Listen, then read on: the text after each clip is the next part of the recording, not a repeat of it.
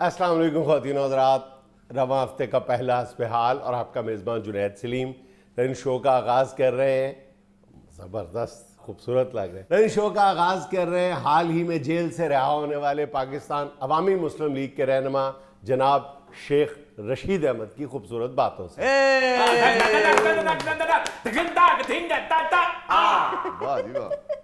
بہت شکریہ آپ کا جنید صاحب، آپ کی بڑی مہربانی، آپ سب کا بڑا شکریہ، آپ اتنی محبت کر رہے ہیں۔ میں یہ سوچ بھی نہیں سکتا تھا کہ لوگ میرے ساتھ اتنا پیار کریں گے، اتنی محبت دیں گے مجھے۔ جنید صاحب، بہت عرصے کے بعد میں سسرال گیا ہوں۔ اچھا، چونکہ آپ جانتے ہیں کہ جیل میرا سسرال ہے۔ ہاں، آپ ہمیشہ کہتے ہیں جیل تو میرا سسرال ہے۔ کافی عرصے بعد سسرال جانا ہوا۔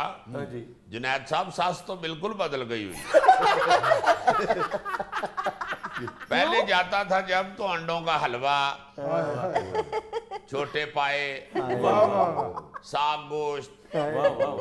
جنید صاحب، پہلے تو اس نے ساری ڈشوں میں سے گوشت نکال دیا، اور کشمیری کے لیے سالن میں سے گوشت نکال دے رہے ایسے ہی ہے جیسے جسم میں سے سانس نکال دے۔ جنید صاحب، بڑا دکھ ہوا ہے۔ ساس نے اس قدر آنکھیں ماتھے پہ رکھی ہوئی تھی کہ کچی دال اور کچی روٹیاں اس نے جوائی کے آگے رکھی۔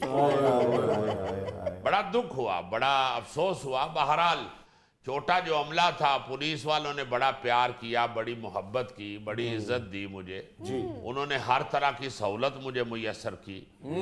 مگر جنید صاحب، بڑے دکھ کے ساتھ میں یہ بتا رہا ہوں کہ بیچ میں 2 دن ایسے آئے ہیں جس میں انہوں نے بڑی کھچترو کی ہے۔ وہ میرے تو آنکھوں کے اوپر پٹی تھی، مجھے نہیں پتا کس نے کھچترو سنا ہاتھ بھی باندھ دیے تھے آپ کے؟ ہاتھ باندھ دیے، اور بس میں تو ان کی لمس محسوس کرتا رہا ہوں۔ ان 2 دنوں میں جنید صاحب جو ہاتھ مجھے لگے ہیں وہ میرے جانے پہچانے تھے۔ مجھے یہ محسوس ہو رہا تھا کہ یہ وہی ہاتھ ہیں جو کبھی پیار کیا کرتے تھے، کبھی میرے سر پہ ہوا کرتے تھے۔ اب وہی شفقت برے ہاتھ سر سے اتر کے میری کمر پہ آ گئے، اور اس شفقت کے نشان جنید صاحب ابھی بھی میری کمر پہ ہیں۔ زیادتی نہیں، زیادتی نہیں ہے، میں اس کو بھی سمجھتا ہوں کہ یہ عزت افزائی ہے۔ دیکھیں، سیاست میں اونچ نیچ بڑی دیکھی ہوئی ہے۔ یہ جو شفقت بھرے نشان ہے نا شیخ صاحب کی کمر پہ، یہ نشان نہیں ہے، یہ تمغے ہیں جو جگمگا رہے ہیں شیخ صاحب کی کمر پہ۔ مگر میں یہاں یہ بھی کلیئر کر دوں کہ اب مجھے اور تمغوں کی تمنا نہیں ہے،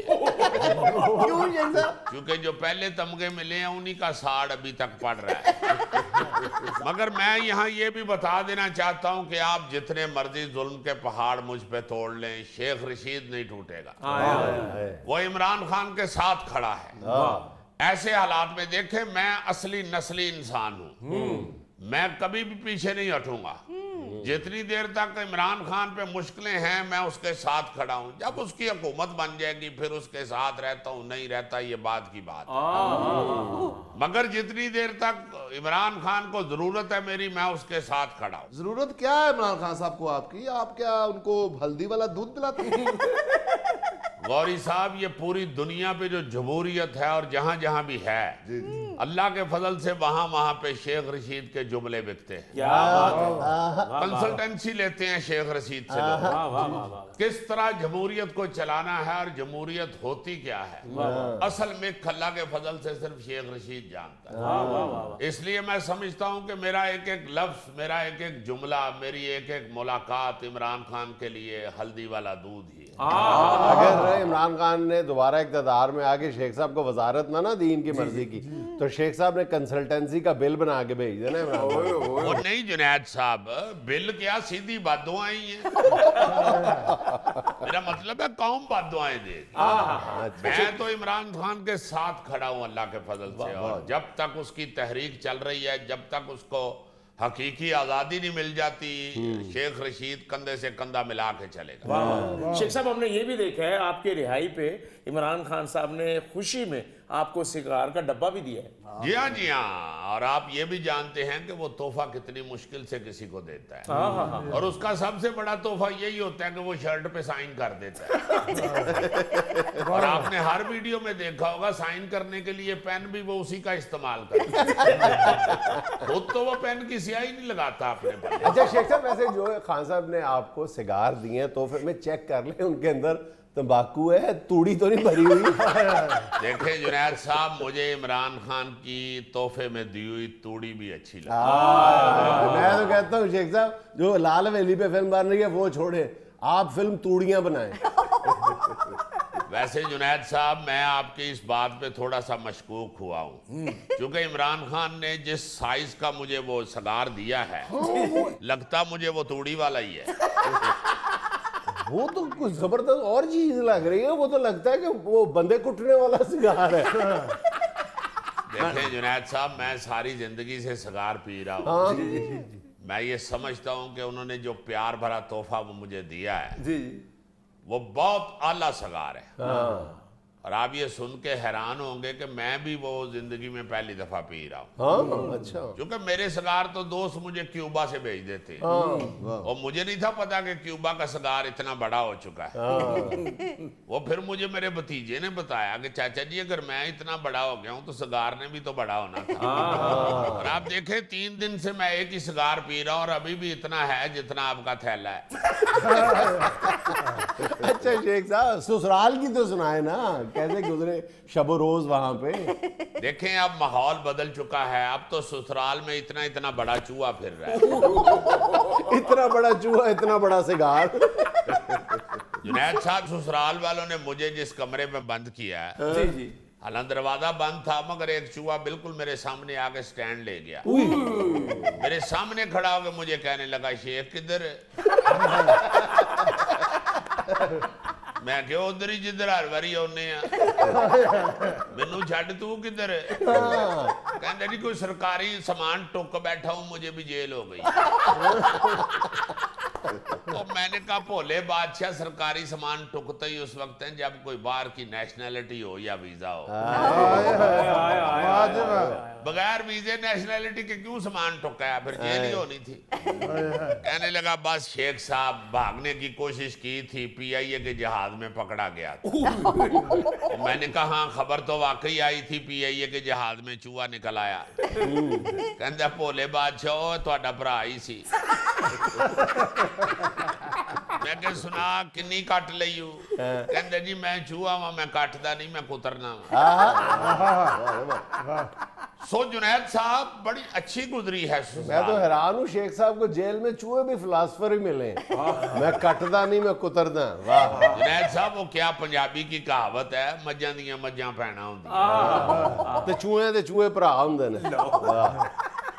جہاں بھی بٹھا دیں گے جنید صاحب وہاں پہ فلاسفر دانشوری اکٹھے ہوں گے، چونکہ شیخ رشید نے ساری زندگی اللہ کے فضل سے علم و دانش میں گزاری، اس لیے جنید صاحب مجھے کوئی جیلوں شیلوں سے فرق نہیں پڑتا۔ میں یہ امپورٹڈ حکمرانوں سے یہ کہوں گا کہ چھاپے کے دوران میرے گھر سے جو چیزیں اٹھائی گئی ہیں وہ مجھے واپس کریں، ورنہ میں کیس کروں گا۔ اس میں 2 موبائل فون ہیں، میری گھڑیاں ہیں، اور 8 لاکھ روپیہ ہے۔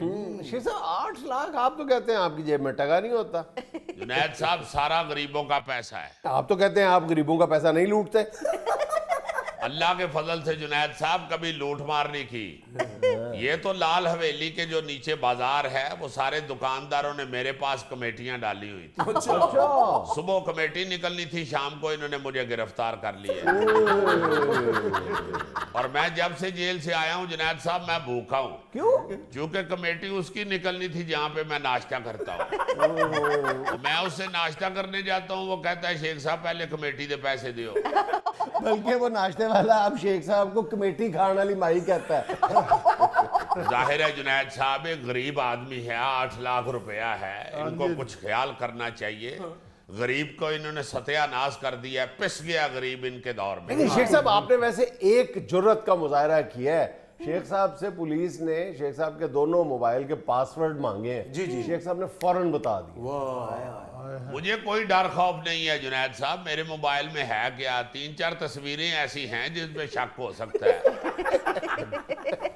मगर देखे मैं एक सेलिब्रिटी हूँ, मेरे साथ कोई भी तस्वीर बनवा सकता है। नहीं वैसे शेख साहब ने वेरी सीरियस नोट, शेख साहब ने जिस जुर्रत और पामर्दी के साथ, जवां मर्दी के साथ जेल का मुकाबला किया है ना, कम लोगों का खासा है ये वैसे। और तारीख गवाह है कि शेख रशीद ने कैदोबंद की सूरत में जवां मर्दी दिखाई है। और ये भी हकीकत है कि जवां मर्दी जब भी दिखाई जाए तो दर्दी होती है और वो भी जब वर्दी को दिखाई जाए तो। देखें जी, सच्ची बात ये है कि उन्होंने 14 दिन मेरी बड़ी इज्जत की है। लेकिन कैद तो आपने 16 दिन काटी है। यानी 2 दिन विचों काट दियो ना। आप सिर्फ 14 दिन पे ही फोकस करें। शेख साहब वो 2 दिन कोई बुखार चढ़ गया था? गौरी साहब ना भी चढ़े तो वो चढ़ा देते हैं बुखार। अच्छा शेख साहब, ये जो जेल भरो तहरीक है, इसमें आपकी बारी कब आएगी? देखें, ये जो गिरफ्तारियों का सिलसिला शुरू हुआ है, जी जी, ये इमरान खान साहब ने उम्र के हिसाब से तरतीब बनाई। जो छोटी उम्र के लोग हैं वो पहले जाएंगे, फिर उससे बड़ी उम्र के, फिर उससे बड़ी उम्र के, फिर उससे बड़ी उम्र के। मेरी उम्र 74 साल है। ਤੁਹਾਡੇ ਤੱਕ ਪਹੁੰਚਦੇ शेख साहब सुलाई हो जानी। देखें, मेरा नाम शेख रशीद है, मैं ये कैद से नहीं डरता। मेरा अभी भी आधा सामान जेल में पड़ा हुआ है। मैं आधा सामान लेके आया हूँ, आधा उधर ही रख के आया हूँ कि पता नहीं किस वक्त आना जाना हो जाए। बल्कि मुझे ऑफ द रिकॉर्ड शेख साहब ने बताया है कि असल में मैं जेल भरो तहरीक में वापस जेल इसलिए जाना चाहता हूँ कि मैं वहाँ पे इतनी सी पंजीरी छोड़ा है, कोई और ना खा जाए। पंजीरी? शेख साहब, मैं भी जाना चाहता हूँ जेल भरो तहरीक में। आप मेरा ख्याल है पेट भरो तहरीक में हिस्सा लिए। नाज़रीन, यहाँ मुझे लेना एक छोटा सा वक्फा, हमारे साथ रहिएगा। बलूचिस्तान के ज़िला बारखान में जो अंदोनाक वाक़या पेश आया है, वो किसी भी हसास दिल रखने वाले, किसी भी जी शऊर इंसान के रोंगटे खड़े कर देने के लिए काफ़ी है। लेकिन मेरा ख्याल है कि हमारे यहाँ अक्सरियत को पता ही नहीं है कि ये वाक़या है क्या।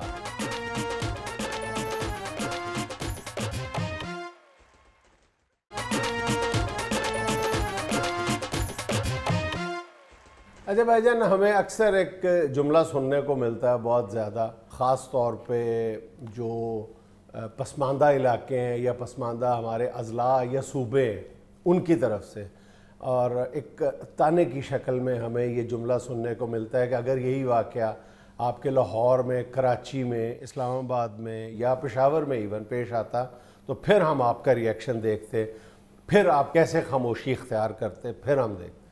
और बाज़ दफ़ा तो ज़ाहिर है कि हमें ये जुमला सुन के हम रिएक्ट करते हैं कि नहीं यार, ऐसी बात नहीं है, सारा मुल्क जो है वो हम उसका दर्द महसूस करते हैं, और कहीं पर भी कोई वाक़या पेश आ जाए, कोई कुदरती आफत आ जाए तो हम उसी तरह दुख और दर्द महसूस करते हैं। जैसे हालिया सैलाब आया था तो पूरे पाकिस्तान ने यकजान होकर मदद की थी। लेकिन बाज़ वाक़यात यकीनन ऐसे हैं जो दूर दराज के इलाकों में या हमारे जो पसमानदा सूबे हैं या अज़ला हैं वहाँ पे पेश आते हैं जब वो वाक़यात, तो हम मीडिया वाले भी और ये जो लाहौर, कराची, इस्लामाबाद यहाँ के जो शहरी इलाके हैं, ये उस तरह से रिएक्ट नहीं करते जैसे उनको रिएक्ट करना चाहिए। और यकीनन ये अफसोसनाक रवैया है कि वही वाक़या अगर लाहौर, कराची, इस्लामाबाद में पेश आता है तो हम और तरह रिएक्ट करते हैं। उससे अगर 100 गुना कम शिद्दत का वाक़या भी पेश आए तो हम ज़्यादा हार्शली रिएक्ट करते हैं। लेकिन अगर यही वाक़या सिंध के किसी दूर दराज इलाके में पेश आए, वज़ीरिस्तान के किसी इलाके में पेश आए या बलूचिस्तान के किसी इलाके में पेश आए तो हम उस तरह से उसका दुख दर्द महसूस नहीं करते या रिएक्ट कम अज़ कम नहीं करते, खामोशी इख्तियार करते हैं या उसको वो अहमियत नहीं देते। ये बिल्कुल ठीक बात है और हमें खुले दिलो दिमाग के साथ ये बात तस्लीम कर लेनी चाहिए। और हमारा ये जो लापरवाही का या बेइतनाई का एटीट्यूड है, रवैया है, ये फिर सूबाई नफ़रतों को जन्म देता है। अब ये देख लो कि बलूचिस्तान के ज़िला बारखान में जो अंदोनाक वाक़या पेश आया है वो किसी भी हसास दिल रखने वाले, किसी भी जी शऊर इंसान के रोंगटे खड़े कर देने के लिए काफ़ी है। लेकिन मेरा ख्याल है कि हमारे यहाँ अक्सरियत को पता ही नहीं है कि ये वाक़या है क्या, सही ये क्या हो रहा है बारखान में। ये 2-4 दिन से जो सोशल मीडिया पे भी, मेन स्ट्रीम मीडिया पे भी बात चल रही है, ये है क्या, ہم بالکل توجہ سے سن ہی نہیں رہے اور اس کا حل تلاش کرنا تو دور کی بات ہے. اور زیادہ افسوس ہوتا ہے اپنے رویے دیکھ کے ہمیں. دیکھو پہلے ڈائگنوز ہی کیا جاتا ہے نا کہ آپ کو کینسر ہے, پھر ہی کینسر کا علاج کیا جاتا ہے. تو جب ڈائگنوز ہی کوئی نہیں کر رہا, کوئی آپ کی نبض ہی نہیں پکڑ رہا, آپ کے دکھ میں درد میں اضافہ ہو جاتا ہے کہ جب آپ کو یہ احساس کہیں پہ یہاں پہ جانگزی ہو جاتا ہے کہ یار پتہ نہیں کیا, ہمیں تو کوئی پوچھتا ہی نہیں. یہ آپ کے دکھ میں کتنا اضافہ کر دیتا ہے. اب بارکھان میں بھائی جان جو ہوا ہے نا, میں کہتا ہوں کہ اگر کسی بھی مہذب معاشرے میں ہزاروں میل دور بھی, شہر سے ہزاروں میل دور بھی یہ واقعہ پیش آیا ہوتا تو پوری قوم جو ہے وہ 3 دن کا سوگ مناتی.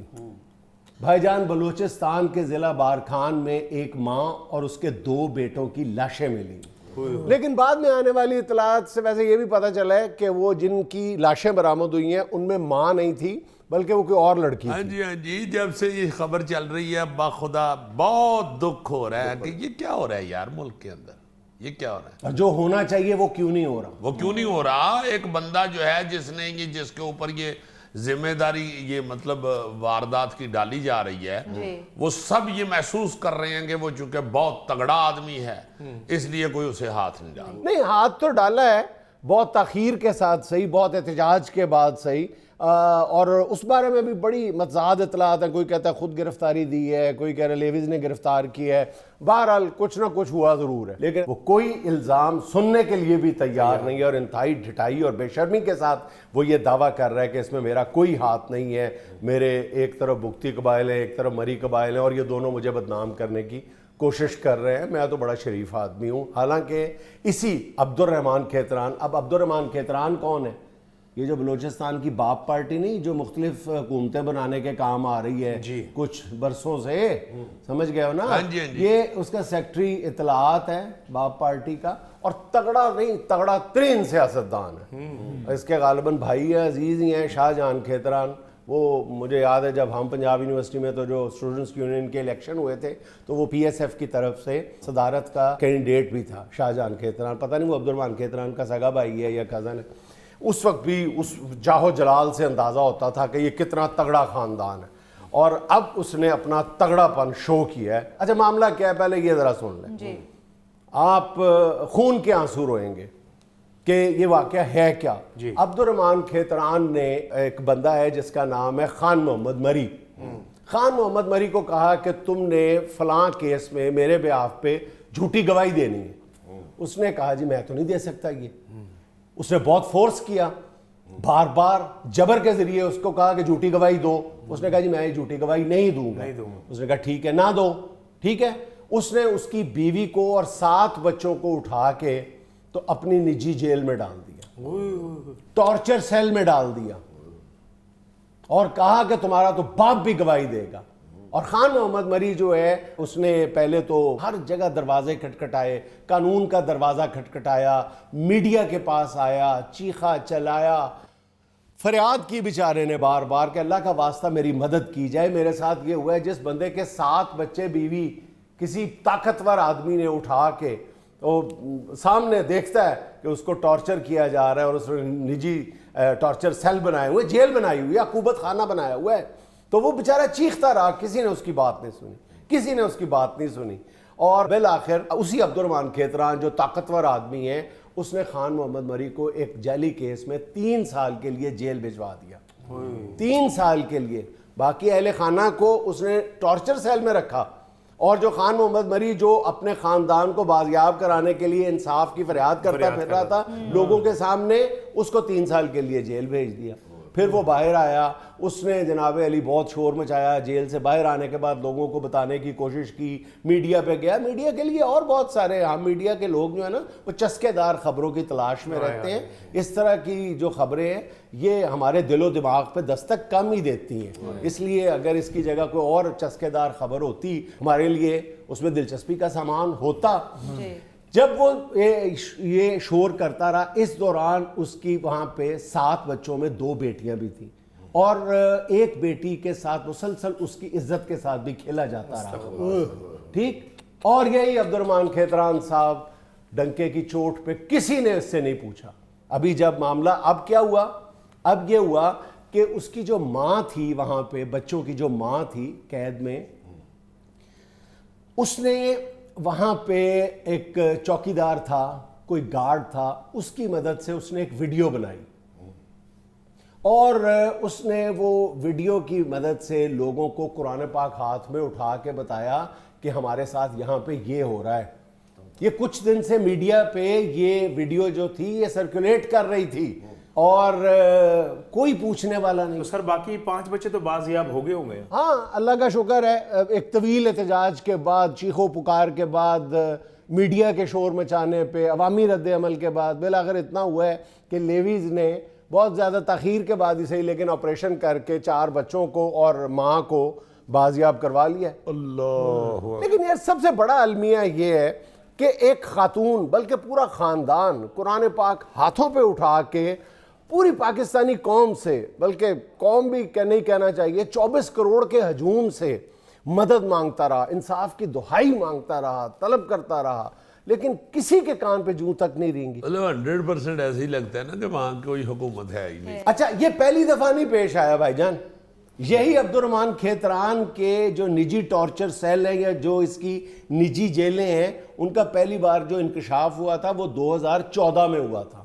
اس وقت تھوڑی سی حرکت ہوئی تھی، اس کو مہمان بنایا گیا تھا سرکاری کچھ دیر کے لیے اور پھر اس کو باعزت طور پہ دوبارہ باہر لا کے چھوڑ دیا گیا تھا انہی کاموں کو جاری رکھنے کے لیے. اب اس کے گھر پہ ریڈز کی گئی ہیں اور یہ کہا گیا کہ جی گھر پہ نہیں ملا اور یہ اور وہ مختلف ہیلے بہانے تراشے گئے ہیں، لیکن الٹیمیٹلی بہرحال مبینہ طور پہ گرفتار کر لیا گیا اس کو. اور جی جب کرنا چاہیں گے تو سارا کچھ ہو جائے گا. یہ MQM کا کراچی میں یہی حال تھا نا، کس قدر انہوں نے بھی جیلیں اور ٹارچر سیل اور پتہ نہیں کیا کیا، اور ناخن کھینچ لیتے ہیں اور بال اکھیڑ دیتے ہیں، گھٹنوں میں ڈرل کے ذریعے سوراخ جی کرتے تو تھے. وہ جنرل نصیر اللہ بابر کلے نے متھا لگایا تھا، ساری صفائی کر آپ دی بھی تھی. یقین کریں گے کہ ایک مصدقہ رپورٹ یہ ہے کہ پچھلے 10 برسوں کے دوران ان بلوچ سرداروں کی جو نجی جیلیں ہیں ان میں 68 سے زیادہ افراد کا قتل کیا جا چکا ہے. قتل کیا جا چکا ہے ہزاروں کی تعداد میں. آج بھی جو بلوچ باشندے ہیں وہ ان بڑے بڑے ظالم سرداروں کی قید میں یا ان کے جو نجی ٹارچر سیل ہیں ان میں قید ہیں، اور قانون نافذ کرنے والے اداروں کو پتہ ہے کہ فلاں سردار کی فلاں جگہ پہ جیل ہے، اس میں اتنے بندے بند ہیں، لیکن آواز اٹھانے کی ضرورت نہیں ہے. ایک بندے نے آواز اٹھائی ہے تو اس کے ساتھ یہ ہوا ہے کہ اس کو پہلا جو تحفہ ملا ہے وہ 2 بچوں کی لاشیں ملی ہیں کنویں میں گری ہوئی، اور ایک بیٹی کی عزت کے ساتھ تماشا بنایا جا رہا ہے. اور وہ بے بسی، وہ بیچارہ وہ کہتا ہے کہ اگر میں سامنے آ گیا تو یہ پولیس والے مجھے 5 منٹ کے اندر اندر مار ڈالیں گے. ناظرین یہاں میں لینا ایک چھوٹا سا وقفہ، ہمارے ساتھ رہیے گا. مرا ہوا ہم نے جانور کبھی ذبح نہیں کرا. مرا ہوا بھی کرتے ہو، جھوٹ مت بولو، مرا ہوا بھی کرتے ہو. ایسا گوشت کھلاؤ گے تو پولیس کیسے بھاگے گی مجرموں کو پیچھے؟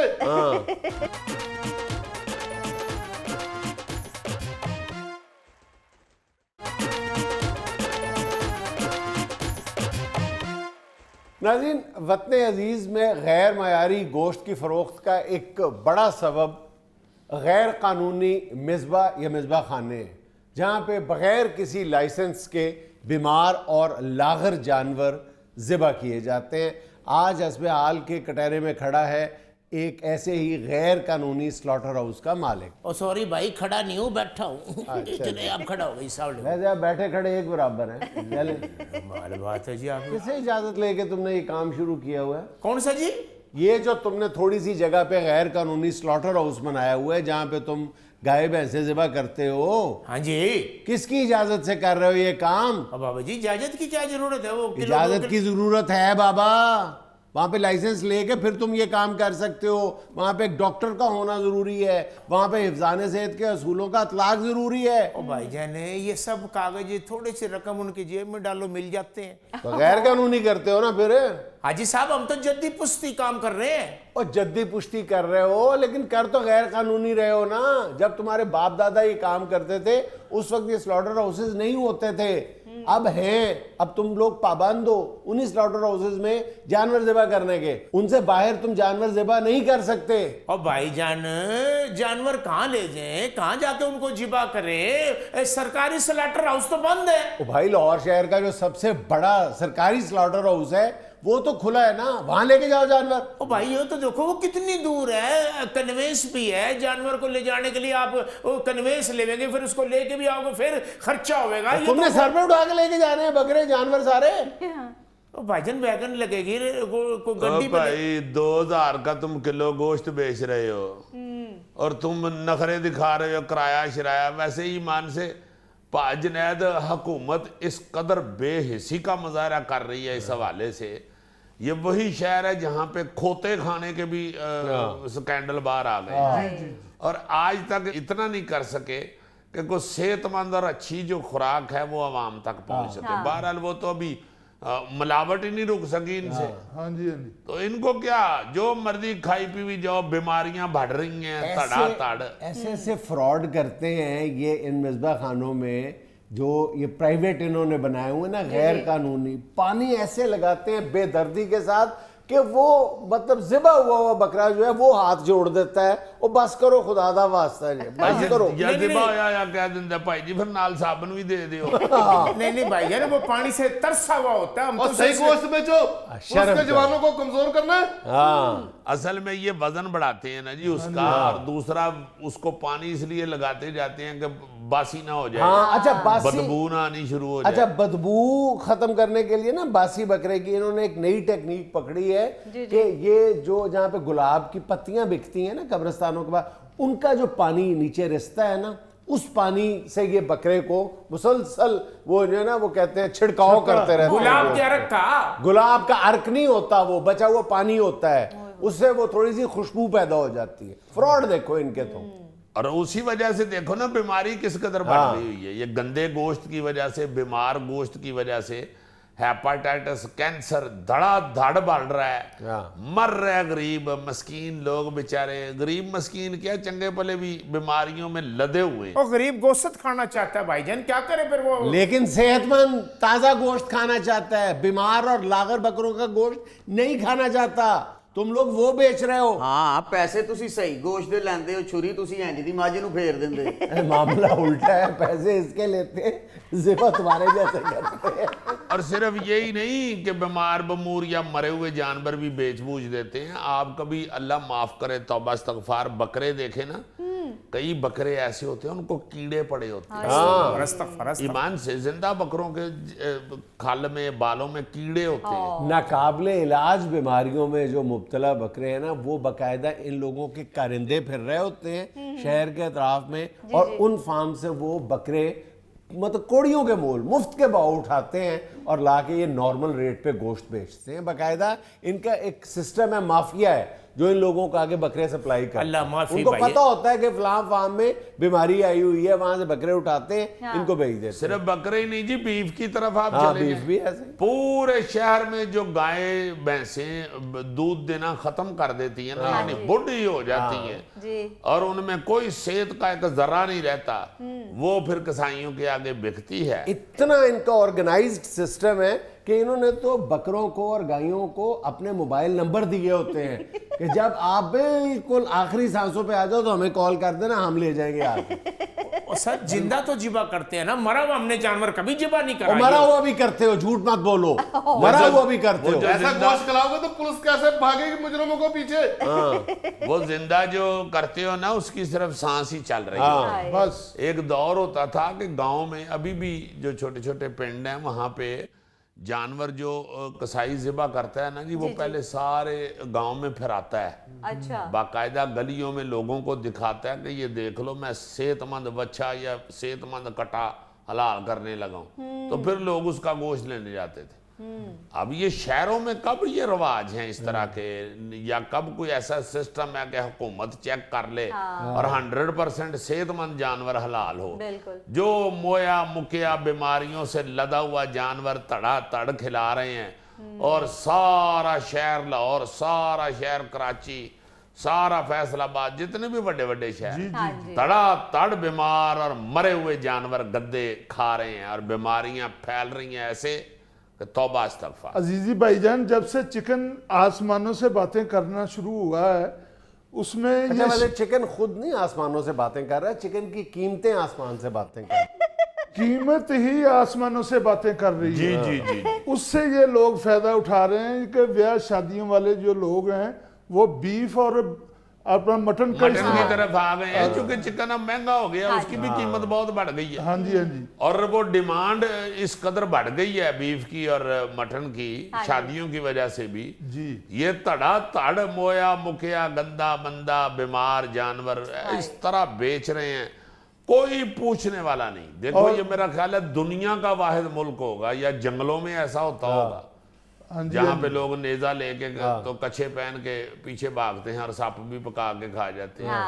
बिल्कुल वो वाला इधर हिसाब हुआ हुआ। ओ भाई मैं ना बीमार जानवर बेचता हूँ ना मरा हुआ आप मेरी पोशाक से अंदाजा नहीं लगा रहे। सुबह भाई मेरे नहा धो के इतर का तुम्बा लगा के फिर बकरे के करीब जाता हूँ, फिर जिबा करता हूँ उसको। तुम नहा धो के नई पोशाक पहन के जाते हो अगर तो फिर बकरे को रहने दिया करो, खुद हलाल हो जाया करो। हम बकरे की बात कर रहे हैं, तुम्हारी बात नहीं कर रहे। नहीं सर मैं बीमारी वाली बात कर रहा हूँ जो आप लोग फरमा रहे हो कि भी ये लोग क्या क्या कुछ कर रहे हैं, बीमार जानवर कर रहे हैं, करने वाले कर रहे होगे भाई, हमें तो उसमें शामिल ना करो। नहीं तो तुम्हारे नहाने धोने से बीमार बकरा ठीक हो जाता है या तुम इतर लगा लेते हो अगर तो मज मोई जिंदा हो जाती है।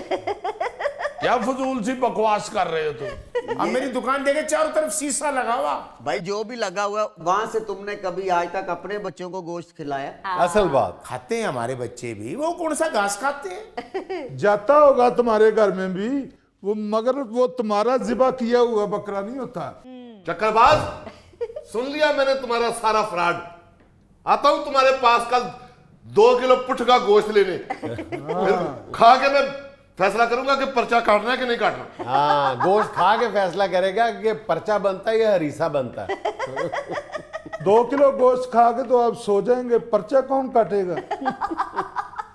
नाज़रीन, यहाँ में लेना एक छोटा सा वक्फा, हमारे साथ रहिएगा। मुझे सिर्फ इतना जवाब दे दें कि अगर यही गुफ्तगू हमारी तरफ से आपके इंडिया में जाके कोई करता तो उसका मोदी के पैरोकार क्या रिएक्शन देते, सिर्फ इतना जवाब दे दें।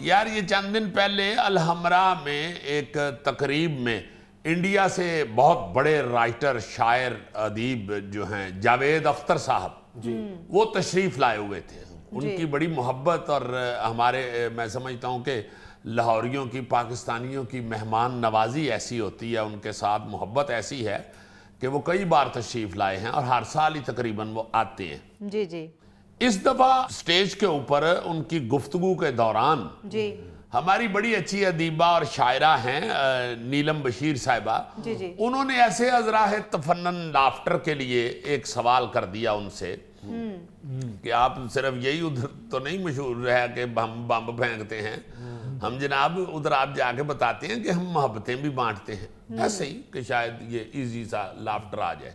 जी मगर उसे रिसीव करने के लिए जावेद साहब ने अपनी हिस्से मज़ाक की बजाय हिस्से जफा जगा ली और उन्होंने एक जो गुफ्तगू फरमाई वो बड़ी वायरल हुई है सोशल मीडिया पे। वो चूँकि शायद उधर ही हो जाता दफन वो मामला तो ऐसा महसूस ना होता, मगर चूँकि वो सोशल मीडिया पे वायरल हुई तो मैंने सोचा कि बतौर पाकिस्तानी चंद जो है ना जी लाइनें वो मैं ज़रूर कहना चाहता हूँ। उन्होंने ये गिला किया कि हमने तो नूर जहान साहिबा को भी बुलाया उधर, हमने तो मेहदी हसन साहब को भी बुलाया, हमने तो नुसरत फ़तेह अली साहब को भी बुलाया, आपने तो लता को कभी नहीं बुलाया। मैं उनसे बसद एहतराम ये कहना चाहता हूँ कि आप सिर्फ लता फोकस ना कर ले, हमने जनाब यहाँ पे स्टेट गेस्ट के तौर पे दिलीप कुमार साहब को बुलाया और उनको सारे पाकिस्तान ने जिस कदर इज्जत एहतराम और मोहब्बत दी थी वो मेरा ख्याल है आज तक याद है लोगों को। हाँ जी और सदर पाकिस्तान ने उनको एज स्टेट गेस्ट बुलाया था, फिर शत्रुघ्न सिन्हा साहब को, फिर विनोद खन्ना साहब को, बेशुमार लोग यहाँ तशरीफ लाए जी। फिर यहाँ पे सिंगर्स में भी बेशुमार लोग आते रहे हैं, यहाँ पे हेमलता आई, फिर यहाँ पे दलेर मेहदी साहब तशरीफ लाए, यहाँ हंसराज अंसाब अक्सर आते जाते रहते हैं। अब तो शायद सख्ती हुई है वीजे की दोनों तरफ। ऋषि कपूर रणधीर कपूर आए। हाँ जी, ऋषि कपूर रणधीर कपूर आए, फिर मीका सिंह अक्सर यहाँ आते हैं और आके जाते हैं यहाँ पे। اور پھر سب سے بڑی بات یہ جاوید صاحب بڑے احترام کے ساتھ کہ حضور ہمارے ہاں تو آپ کے 22 کروڑ عوام چینل دیکھتے ہیں، یہاں آپ کے چینل چل رہے ہوتے ہیں. آپ نے اگر نور جہان صاحبہ کو بلایا تو وہاں پہ 4-5 ہزار کی گیدرنگ نے بالکل آپ بجا فرما رہے ہیں، بڑی عزت دی، بڑی محبت دی، مگر یہاں بھی کچھ کم نہیں ہوتا. آپ یہ گلہ نہیں کر سکتے. پھر آپ نے یہ بھی گلہ کیا کہ ہمیں تو بمبے حملے آج تک یاد ہیں. اور جناب وہ تو ابھی تک ہم کہہ رہے ہیں، چیخ رہے ہیں وہ ہم نے نہیں کیے ہوئے. تو جو آپ نے فرمایا کہ وہ بمبے حملے جو تھے وہ ناروے سے لوگ نہیں آئے تھے، یہیں سے گئے تھے.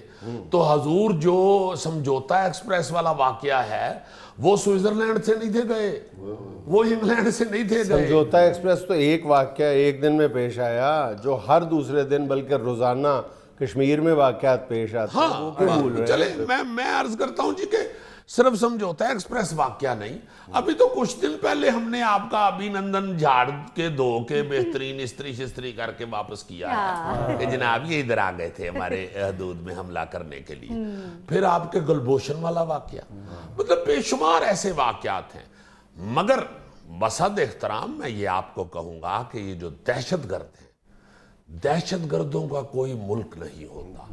پھر سب سے بڑی بات ہماری محبت کی یہ دیکھیں کہ جو گفتگو آپ نے لاہور کے سینٹر میں بیٹھ کے فرمائی ہے اور اس کے اوپر لوگوں نے آپ کو تالیاں بجائی ہے، اور آپ واپس جا کے اس بات پہ اترا رہے ہیں کہ پاکستانیوں نے میری بات پہ کلیپ کی، بڑا اپریشیٹ کیا. تو حضور یہ ایسے ہی ہے جیسے ہم نے ابھی نندن بھی آپ کو دھو کے واپس کر دیا تھا. سو آپ کی ہر غلطی کا جواب ہم محبت میں دیتے ہیں، اس لیے اس پہ خوش ہونے کی بجائے شرمندہ ہوں. مجھے صرف اتنا جواب دے دیں کہ اگر یہی گفتگو ہماری طرف سے آپ کے انڈیا میں جا کے کوئی کرتا تو اس کا مودی کے پیروکار کیا ریئیکشن دیتے. صرف اتنا جواب دے دیں. ہاں آپ کی محبت سار آنکھوں پہ، آپ ہمیشہ یہاں آتے ہیں کیونکہ فیض احمد فیض صاحب سے وہ بڑی محبت کرتے ہیں. سارے پاکستان سے بڑے پیارے آدمی ہیں، بہت بڑے آدمی ہیں، بہت بڑے شاعر ادیب ہیں. مگر یہ انہوں نے ایسے ہی میرا خیال ہے جذباتی ہو کے کوئی تقریر کر دی. دونوں طرف اس طرح کے بے شمار واقعات ہیں، اس لیے کوئی ایک آدمی یہ کہہ کے سوشل میڈیا پہ ایک اپنی بات پھیلا کے تو کسی بھی ملک کے وقار کی اس طرح سبکی نہیں کر سکتا. بابری مسجد والا واقعہ بے شمار واقعات ہیں جی، بے شمار واقعات ہیں. میں کہتا ہوں کہ یہاں پہ تو انڈینز آتے ہیں تو بارڈر پہ جس قدر محبت اور پیار سے وہ اپنا رسپانس دے کے جاتے ہیں، ریکارڈ کروا کے جاتے ہیں کہ ہم سے تو یہاں کرایہ ہی نہیں لیے ٹیکسی والوں نے، رکشے والوں نے. ہم تو اس طرح کی محبت کرتے ہیں. کئی انڈین ایکٹر تو ایسے ہیں ان کو فری رائڈ کیا اتنا چسکا پڑ گیا ہے کہ انڈیا میں بھی انہوں نے ٹیکسی لینی ہو نا، وہ کہتے ہیں وہاں تو پیسے دینے پڑیں گے. وہ پاکستان آ کے یہاں پہ ادھر ادھر جا کے ٹیکسی میں شوق پورا کر لیتے ہیں کہ کرایہ نہیں دینا پڑے گا. نہیں واقعی ایمان سے بے شمار محبت یہاں سے وصول کر کے جاتے ہیں آرٹسٹ. اور پھر جاوید صاحب ہمارے ہاں نسلی اور مذہبی بنیادوں پہ ایسے واقعات نہیں ہوتے جیسے آپ کے ملک میں ہوتے ہیں، جس کا اظہار جو ہے وہ آپ کی بیگم نے ایک انٹرویو میں کیا ہوا ہے. اس لیے یہ جو گلے شکوے ہیں نا جی، ایک بمبے حملہ جو ہے وہ فوکس کر کے تو ہم کسی کو نہیں کچھ کہہ سکتے. بے شمار واقعات ہوئے ہیں اور بڑے خوفناک واقعات ہمارے ساتھ بھی ہوئے ہیں. اس لیے میرا خیال ہے کہ اگر آپ محبت کی طرف بڑھنا چاہتے ہیں تو پھر آپ کو گلے شکوے بھولنے پڑتے ہیں. ناظرین یہ تھا آج کا حسب حال، اور چلتے چلتے آج کی چھوٹی سی حکمت بھری بات یہ کہ نوجوانوں کو نیند سے بیدار کرنے کا اس سے بہتر نسخہ کوئی نہیں کہ ان سے کہا جائے کہ اٹھو تمہارا موبائل ابو چیک کر. نہیں تو کوئی بچہ یہ بھی کہہ سکتا ہے کہ یار مجھے سونے دو، میں نے بھی کل ابو کا موبائل چیک کر لیا تھا. خوش رہے، خوش رکھے. آپ سے ملاقات ہوگی انشاءاللہ کل. اللہ حافظ.